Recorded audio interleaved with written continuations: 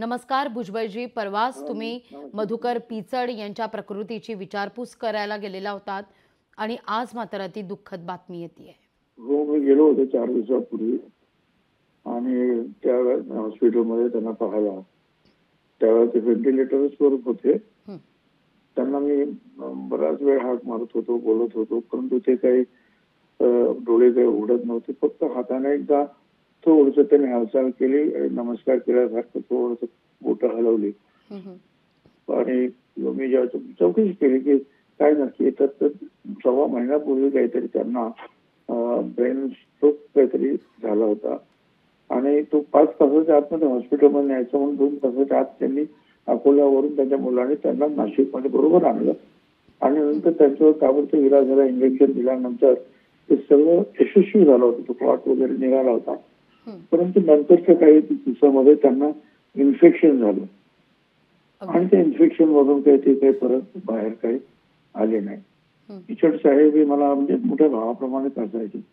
ते शिवसेना बीजेपीचं 95 साली जेव्हा राज्य आलं तेव्हा आम्ही विधान परिषदेमध्ये काँग्रेसचा विरोधी पक्ष नेता होतो आणि ते विधानसभेत होते आणि आम्ही दोघांनी सगळ्यांनीच काम केलं.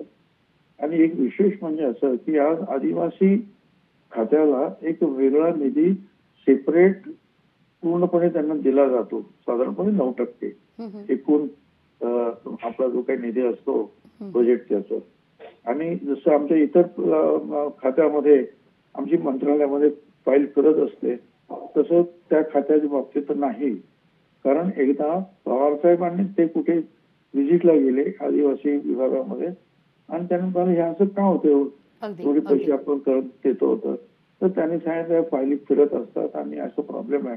आणि मग तेव्हापासून जे आहे आदिवासी खात्यांसाठी एक ठोक निधी दिला जातो आणि ते सगळे अधिकार काय आदिवासी खात्याला दिले जातात की जेणेकरून ताबडतोब त्याचा विनियोग व्हावा.